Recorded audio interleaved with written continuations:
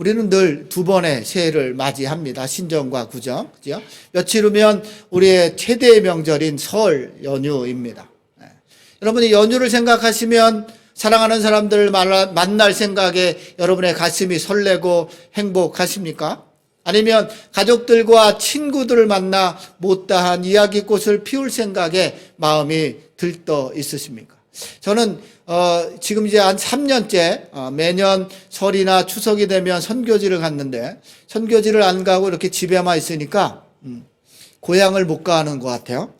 제 고향은 뚝섬이라 뭐 멀리 가지도 않지만 고향을 못 가는 것 같은 귀성길이 막혀 있는 그런 마음이 늘 이 설이 되면 듭니다. 여러분, 이 설하면, 설 연휴하면 이런 행복한 이제 가슴이 설레고 또 가족들과 함께 만나고 또 못다한 이야기를 나눌 생각하면 설레기도 하지만 또 여러분, 설 연휴는 이렇게 그립던 고향을 찾아서 가족 간의 훈훈할 정을 나누는 좋은 시간이기도 하지만 가족 간의 이 설 연휴 동안에 가족 간의 알력과 갈등이 시작되기도 하고 또 스트레스가 쌓이는 후회스러운 날들이 된 경우도 적지 않음을 우리는 알 수 있습니다. 여러분, 명절 스트레스, 명절만 되면, 명절이 가까우면 벌써 우리 주부들은 스트레스가 막 머리를 막질하고 가슴이 쿵쾅거리기도 합니다. 이 명절 스트레스예요. 전을 언제 다 비치나, 사람들은 왜 이렇게 많이 오나 그러지요? 그래서 여러분, 한 3년 전에 2009년에 사람이 일어나는 데서 1,400명을 대상으로 설 스트레스 여부에 대한 조사를 했는데 응답자의 절반 이상 53.9%가 명절만 되면 스트레스 받는다라고, 반 이상이 그렇게 아무것도 안 하는데 명절이 오면 일단 스트레스가 오는 거예요. 그래서 물어봤어요. 뭐 때문에 스트레스를 받으십니까? 무엇 때문에 스트레스를 받나? 이렇게 물어봤더니 기혼자가 꼽은 설 스트레스는 저게 중복으로 돼 있어서 여러 가지를 같이 이렇게 답을 해서 저렇게 퍼센테이지 적었습니다. 제일 큰 문제는 뭐예요? 뭐니 해도 머니예요. 돈 문제. 세뱃돈 생각하면 막 이렇게 10,000원씩만 해도 애들 생각하면 막 이러죠. 또 선물 이런 거 생각하면 경제적인 문제가 가장 힘들어서 스트레스다 이렇게 말했죠. 또 처가 시가 식구들이 불편해서 시자 들어가는 사람들 그러지요. 요즘엔 다. 또 이렇게 사람들이 자꾸 묻지요. 이렇게 만나면 왜 너는 장가 안 가니? 너는 왜 이 모양이니? 넌 뭐 했니? 뭐 저 사람은 저런데 이러니까 만나고 싶지 않은 거지. 또요? 또 제사 음식 이런 거 막 준비하고 저도 완전에 조금 해봤지만 전 부치고 쭈그리고 앉아서 그 한 2시간만 하면 아주 허리가 끊어지는 것 같죠. 또 부모님께 죄송한 분도 있죠. 그러니까 그냥 스트레스예요. 이게 기혼자라면 미혼자가 뽑은 스트레스는 저런 거였어요. 가장 많은 거 잔소리, 과다한 관심이 가장 그랬어요. 미혼자의 스트레스예요. 하나 더 넘기면 어른들이 잔소리 하시죠. 너는 왜 이 모양이니? 너 얼굴은 왜 그러니? 뭐 괜히 보면 그런 소리 하시죠. 그죠? 너는 언제나 취직하니? 언제까지 놀 거니? 뭐 했니? 뭐 이런 소리 들으니까 만나고 싶지 않은 거지요. 그러죠? 가면 이런 소리 여러분 절대 하지 마세요. 스트레스니까. 말한 대로 용돈 선물 또 가면 어떻게 돼요? 야, 네 집 아들은 이 모양인데 너는 왜 그 모양이니? 뭐 이런 비교하고 되기 이렇게 하고 싶지 않은 거예요. 여러분, 이런 일들 때문에 스트레스 생각만 하면 명절 내면 스트레스죠. 그런데 여러분, 우리 사회에 이제 이 명절 기간 동안에 여러분 살인도 많이 나고 명절이 끝나면 부부들이 이혼도 많이 한다고 합니다. 온갖 갈등과 다툼으로 정신적, 육체적으로 심한 스트레스를 받게 되는 명절 증후군이라는 것이 고착화된 지 오래되었습니다. 그러니까 여러분, 근데 이 명절 증후군은 옛날에 며느리나 뭐 시어머니만 있었는데 지금은 부부 간에, 형제 간에, 고부 간에 또 며느리들 간에 다양한 관계에서 발생하고 있다고 합니다. 여러분, 이런 최대의 명절, 이 즐겁고 행복해야 될 이 명절에 서로 사랑하고 사랑받아도 부족할 이때에 왜 우리는 이런 갈등과 다툼이 있는 걸까요?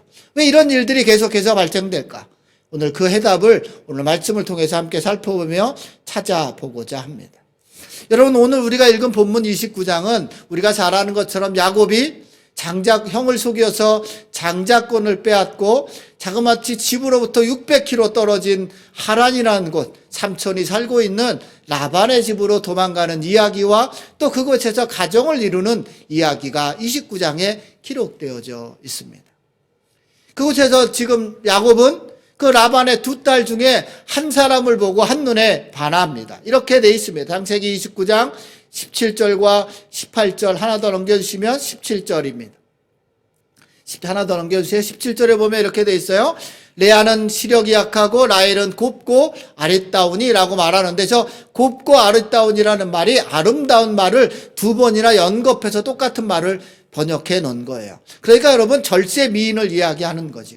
곱고 아름다운 여인, 그 여인 라헬을 보는 순간 야곱은 사랑에 빠졌어요.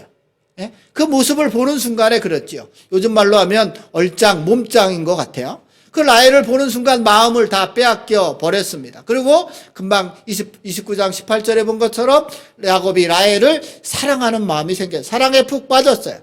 그리고 이제 그 라헬을 아내로 맞이하고자 그의 아버지 라반과 이런 약속을 맺습니다. 창세기 29장 18절이에요. 함께 읽어볼까요? 시작. 야곱이 라헬을 더 사랑함으로 대답하되 내가 외삼촌의 작은 딸 라헬을 위하여 외삼촌에게 7년을 섬기리이다. 여러분, 예전에는 아내를 돈 주고 사오는데 7년 정도에 사귀면 엄청난 돈을 지불하는 거예요. 지금 사랑, 첫눈에 보낸 라헬을 보고 첫눈에 방에서 7년 동안 나가 섬길 테니 당신의 딸을 아내로 줘라라고 그렇게 말합니다. 그리고 여러분, 이 야곱은 이 7년을 수일처럼 여겼다. 7년을 그 아내를 맞이할 생각에 7년을 수일처럼 여겼다고 그렇게 기록하고 있습니다. 그리고 드디어 7년, 야곱은 이제 라반에게 당당히 이렇게 요구합니다. 이제 기한이 찼으니 내 아내를 내게 주십시오. 내가 그에게로 들어가겠습니다. 내가 그와 부부관계를 맺겠습니다. 라고 말하는 거예요. 그리고 성대한 결혼식 잔치가 열리고 첫날 밤을 치렀습니다. 여러분, 첫날 밤을 치우고 행복한 눈을 뜨면, 제가 첫날 밤 기억해 보면 저의 첫날 밤은 옛날에 신라 호텔에 가서 첫날 밤을 치르고 눈을 딱 뜨면 바다가 보일 거라고 생각했는데 문을 딱 여니까 아줌마들이 잔디 깎고 있었어요. 창가가 아니었어. 바닷가 창가가 아니라 그랬던 기억이 나는데, 여러분, 그 첫날 밤을 치르고 눈을 뜨면 얼마나 행복할까. 내 아내가 옆에 누워있다고 생각하는데 야곱은 그 옆을 바라보는 순간 숨이 멈출 것 같았어요. 왜냐하면 옆에 누워있던 여인은 그가 사랑했던 여인 라헬이 아니라 레아였기 때문이에요. 그리고 야곱은 곧장 그의 삼촌에게 분노한 모습으로 달려갑니다. 그리고 저 그림 하나가 있는데 그림을 보시면 그 장면입니다. 여러분, 그 장면이 잘 보이나 모르시겠지만 저 멋있는 모자를 쓴 사람이 야곱입니다. 그리고 그 앞에 있는 남자, 좀 사기꾼처럼 얼굴이 있는 사람이 라반이고 그 옆에 가슴을 반쯤 드러낸 여인이 레아입니다. 그리고 여러분 잘 보이시나 모르겠지만 눈이 지극히 감겨져 있습니다. 그리고 야곱은 손가락으로 레아를 가리키며 이 여자가 그 여자가 맞습니까? 나하고 약속한 것이 틀리지 않습니까? 라고 말하고 있습니다. 레아는 모든 것을 포기한 것 같은 눈을 지그치 감고 있고 삼촌 라반은 뭔가를 열심히 설명하는 그림이 있습니다. 이렇게 따지고 있는 거예요. 지금 이 장면만 보면 지금 엄청난 긴장감이 있는 거죠. 창세기 29장 25절에 보면 넘겨주시면 이렇게 말하고 있는 겁니다. 야곱이 아침에 보니 레아라. 라반에게 이르되 외삼촌이 어찌하여 내게 이같이 행하셨나이까? 내가 라헬을 위하여 외삼촌을 섬기지 아니하였나이까? 외삼촌이 나를 속이심은 어찌 됨이니까? 여러분, 이게 그냥 제가 읽어서 이런 거지, 여러분 이 장면을 한번 상상해 보십시오. 어쩌면 라반의 멱살을 잡고 주먹이 날아갈 것 같은 그런 상황일 거예요. 7년 동안 정말 수일같이 여기며 라헬을 아내로 맞이할 꿈에 부풀어서 그렇게 첫날 밤을 치렀는데 라헬이 아니라 레아였어요. 그러니 삼촌 라반에게 달려가서 이렇게 말하고 있는 거죠. 제가 지금 천천히 읽어서 그랬지 막 격앙된 목소리로 뭔가 긴장감이 그랬지. 야곱은 첫눈에 반한 여인 라헬을 아내로 맞으면 외롭고 이 힘든 날들을 보상받을 수 있을 것이라 그렇게 생각했어요. 라헬을 아내로 맞이하면 행복한 삶을 살 수 있을 것이라 생각했는데 라헬이 아니라 레아였지요. 야곱은 도대체 이 상황을 받아들일 수가 없었어요. 여러분 한번 이런 이 두 부부의 모습을 한번 생각해 보십시오. 아침에 눈을 뜰 때마다 그의 옆에 있는 레아를 볼 때마다 속았다는 배신감과 뜻을 이루지 못한 아쉬움으로 야곱은 늘 분노했을 거예요. 그리고 그 이런 모든 마음들을 아침마다 시시때때로 레아에게 쏟아 부었을 거예요. 여러분 이 가정이 과연 어땠을까요? 또 이러한 일을 매일 겪었을 레아의 심정은 어땠을까요? 아버지에게는 버림받고 남편에게는 사랑받지 못한 자신의 삶을 아마 비관하며 살았을지도 모르겠어요. 하루하루가 지옥 같았을 것입니다. 죽고 싶었을 거예요. 그래서 레아는 이 위기에서 벗어날 방법이 뭘까를 고민하는 거예요. 그런데 그것은 하나님이 아닌 다른 방법을 오늘 찾고 있는 거예요. 그게 오늘 우리가 읽은 본문 31절부터 35절까지의 말이에요. 이제는 내가 아들을 낳으면 남편의 사랑을 받을 수 있을 것이야 라고 생각하는 거예요. 여러분 이 생각은 아주 지극히 그 당시로 보면 그 당시의 문화나 전통으로 보면 아주 지극히 당연한 거예요. 여러분 예전에도 부부관계가 별로일 때 아들을 낳으면 관계가 좋아질 수도 있죠. 이때는 더 하는 거예요. 이때는 아들을 낳기만 하면 나빴던 관계도 좋아질 수 있는 거예요. 그렇게 생각하고 첫 아들을 낳습니다. 그 아들들의 이름에 보면 이 레아의 간절함이 그 이름에 들어있어요. 자, 32절 첫 아들 이름이 뭐예요? 르우벤입니다. 여러분 르우벤이라는 이 말의 뜻은 보라, 아들이다 라고 말합니다. 당당하게 말하는 거죠. 보라, 내가 아들을 낳았다라고 말하는 거예요. 그 뒤에 이렇게 돼 있죠. 32절에 이르되 여호와께서 나의 괴로움을 돌아보셨으니 이제는 내 남편이 나를 사랑하리로다. 내가 이제 보라 아들을 낳았으니 내 남편이 나를 사랑할 것이라 그렇게 생각한 거예요. 그런데 또 그리고 둘째를 낳습니다. 둘째 이름은 뭐예요? 시몬입니다. 시몬의 뜻은 들으심이에요. 하나님이 내가 사랑받지 못함을 하나님이 들으시고 시몬을 주셨다라고 말하는 거예요. 셋째 레이는요, 뜻이 연합함이란 뜻이에요. 내가 그에게 새 아들을 낳았으니 지금부터 나와 연합하리로다. 잠깐만, 내가 새 아들을 연거푸어 놨으니 사랑할 것이라고 그랬는데 사랑하지 않았고, 하나님이 내 사랑받지 못함을 들으셨으니 이제 내가 아들 시몬을 낳으면 사랑할 거라고 생각했고, 이제 내가 다그마치 아들 셋을 연거푸어 놨으면 이제 야곱이 나와 연합할 거라 그렇게 생각했던 거예요. 그러나 여러분, 우리가 아는 것처럼 아들을 낳았지만 레아의 뜻대로 되지 않았어요. 오히려 부부간의 갈등은 더 심화되었고 이제 라헬과 레아 자매 간의 갈등까지 생기게 되었지요. 라헬은 자식을 못 낳고 언니 레아는 자식을 낳으면서 오히려 갈등이 더 증폭되었어요. 여러분, 저는 이 말씀을 보면서 우리도 이럴 때가 있죠. 우리도 이런 생각을 가질 때가 있습니다. 하나님 아닌 다른 방법으로 세상이 말하는 성공 신념을 가진 우리들의 생각들이 있어요. 여러분, 하나님 앞에 목사로서 교회가 부흥되면, 또 여러분이 교회를 잘 세워가면, 또 성도로서 봉사 열심히 하고 헌금 많이 하고 그러면 이런 생각들이 있죠. 하나님의 사랑을 받을 수 있을 거예요. 목사로서 내가 열심히 하면 하나님이 나를 사랑해 주실 거야. 성도로서 열심히 하면 하나님이 사랑을 받을 수 있을 거야. 내가 남편에게, 나의 자식에게, 내가 사랑하는 사람들에게 이렇게 하면 아내의 사랑을 받을 수 있을 거야. 자식들이 나를 사랑해 줄 거야 라고 생각합니다. 그러나 여러분, 답은 여전히 그러합니다. 그럴 것 같지만 그렇지 않다라는 거예요. 여러분, 제가 결혼해서 지금 30년이 있는데 총각 때는 결혼해서 가정을 이루면 행복해질 거라고 생각했습니다. 그러나 여러분, 결혼해봐서 하지만 꼭 행복해집니까? 우리가 생각하는 만큼 우리가 생각하는 행복도 있지만 그러지 않은 다른 면도 또 있어요. 여러분, 저와 여러분이 성공해서 부유해지면, 내가 원하는 것을 이루면 행복해지고 화목해지던가요? 여러분이 꿈꾸는 것들을 이루고 나면 정말 그 뒤에 행복이 우리 뒤에 있고 우리의 가정이, 우리의 모든 삶이 화목해지던가요? 여러분, 부부가, 부모, 자식이, 저와 여러분 형제들이, 자매들이 서로 사랑하며 행복한 가정을 만드는 길은 우리가 뭔가를 이루는 것이 아니라 나의 아버지가, 나의 신랑이, 나의 친구가 주님임을 확실히 인식할 때입니다. 여러분, 이것이 전제되어 있지 않으면 그들이 속한 공동체는 행복할 뿐 아니라 화목해지지 않기 때문에 그래요. 이것이 전제되어 있으면 행복해지고 화목해지는 거예요.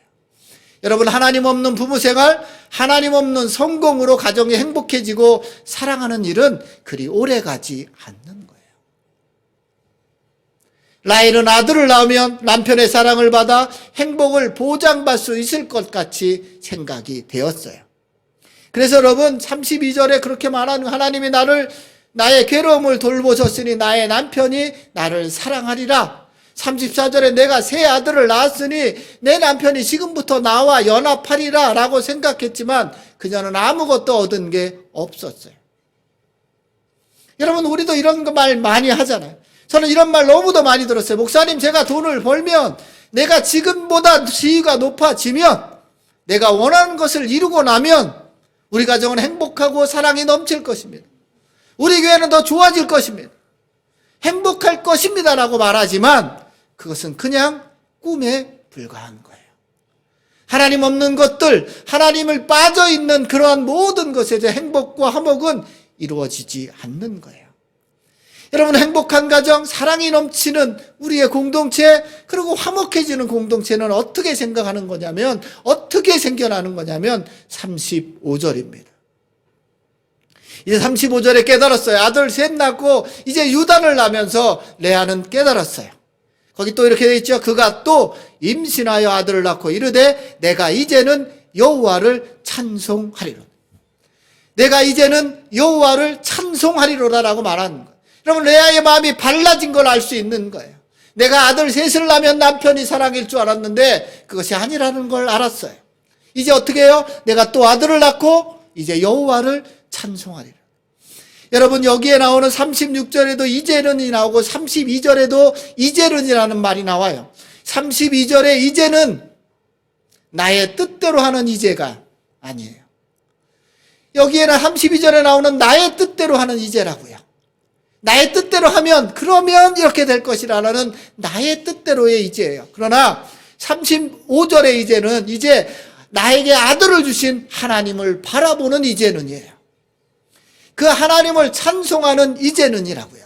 똑같은 말 이제는이지만 그 마음을, 그 이제가 달라져 있는 마음을 볼 수 있어요. 그래서 여러분, 우리의 마음도 이래야 돼요. 여러분, 우리가 원하는 이제는이 아니라 하나님을 찬송하고 하나님을 바라보는 이제는이 되어야 하는 거예요. 제가 36절 한번 다시 볼까요? 그가 또 임신하여 아들을 낳고 이르되 내가 이제는 여호와를 찬송하리로다. 그러나 여러분, 32절에 보면 이렇게 말하고 있죠. 32절에 이제 이르되 여호와께서 나의 괴로움을 돌보셨으니 이제는 내 남편이 나를 사랑하리로다. 앞에 이제는은 하나님이 없는 이제는, 뒤에 이제는은 하나님과 함께하는 이제는이에요.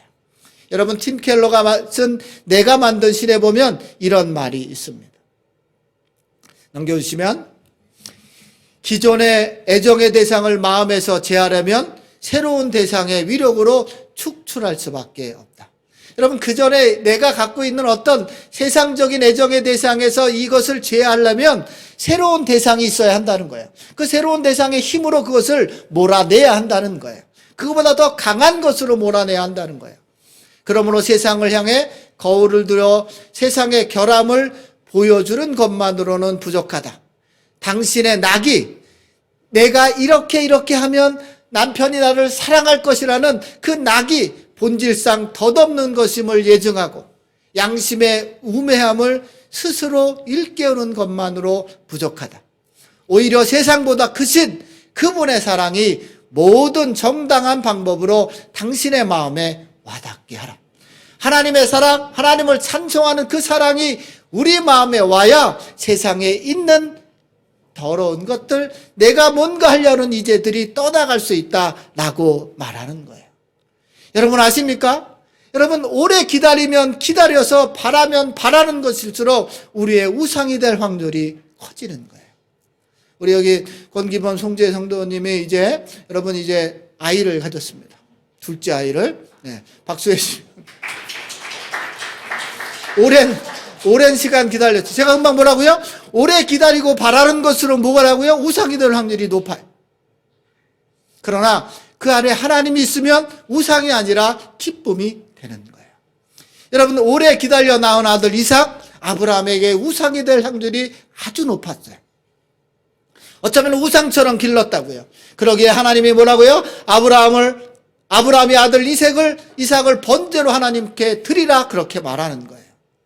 그리고 아브라함이 이삭을 하나님 앞에 드리니, 우상을 하나님 앞에 드리니 이제야 네가 나를 경외하는 줄 내가 알겠다라고 말하는 거예요. 그러니 여러분, 내가 내 것으로 뭔가 이루어보겠다고 하는 것, 이게 바로 우상인 거예요. 이게 우리 안에 있는 사랑이라고요. 그러니 여러분, 레아도 그렇게 생각했던 거예요. 이제는 내가 이렇게 하면, 아들을 낳으면 남편이 날 사랑할 것이라, 내가 남편과 연합할 것이라, 그렇게 생각했지만 그것은 한낱 꿈에 불과했어요. 그러나 오늘 35절에 있는 것처럼 레아가 고백하는 것, 내가 이제는 여호와를 찬송하리로다. 저는 두 사람이 하나님을 찬송할 때 그 뱃속에 있는 아이가 기쁨의 가정의 축복이 될 거예요. 그런 여러분, 우리도 이와 같이 해야 되는 거예요. 여러분, 가족들 간에, 형제들 간에 다툼과 갈등이 생기는 이유, 완전하지 않은 그 사람만을 바라보기 때문에 그래요. 부족한 사람에게 너무 많은 것을 기대하기 때문인 거예요. 나의 남편은, 나의 아내는, 내가 사랑하는 사람들은 완전한 사람이 아니에요. 저와 여러분 같이 부족하고 연약한 사람인 거예요. 그런 여러분, 우리가 바라보고 기대해야 할 것은 그 사랑하는 사람의 시선이 아니라 우리를 죽기까지 사랑하시는 주님이어야 하는 거예요. 그 하나님을 바라보고 기대해야 하는 거예요. 나의 신랑이시며 나의 주인이신 주님을 바라보기 시작하는 거예요. 그리고 여러분, 우리 부부를, 우리 가정을 화목케 하실 분, 우리의 자녀를 기르시고 인도하시 주실 분은 하나님임을 고백해야 하는 거예요. 그분을 찬양하기로 결단해야 하는 거예요. 그러면 31절에 시작의 은혜가 있는 거예요. 31절에 뭐라고 되어 있어요? 여호와께서 레아가 사랑받지 못함을 보시고, 여호와가 레아가 사랑받지 못함을 보시고라. 여러분, 우리 안에 있는 갈등과 어려움을 하나님이 보시고 이제 하나님의 은혜를 내려주시는 거예요. 그런데 그 하나님을 바라보지 않고 레아는 오로지 남편만 바라봤던 거죠. 그리고 35절에 이제 하나님을 바라보기 시작했던 거예요. 그래서 하나님이 그의 태를 여시고 축복하신 하나님을 바라보기 시작했던 거예요. 사랑하는 여러분, 오늘 이 설 명절에 이제 많은 가족들을 만나게 될 텐데 불완전한 사람들을 기대하지 마시고, 내가 그들에게 무엇을 해주면 사랑할 것이라 생각하지 마시고, 저와 여러분이 먼저 하나님을 찬송하는 우리 모두가 되시기를 주님의 이름으로 축원합니다. 그러면 여러분, 올 설 명절에는 명절 주문도 사라지고 명절 스트레스도 사라지고 다툼과 갈등도 사라지고 서로 사랑하고 화목하는 행복한 설이 될 것입니다.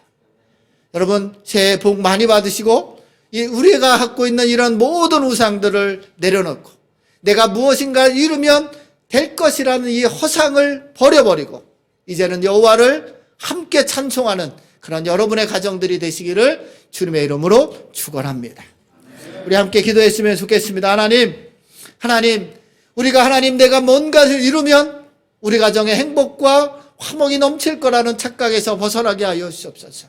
하나님, 내가 뭔가를 이루면 될 것이라는 우상을 버리게 하여 주시옵소서.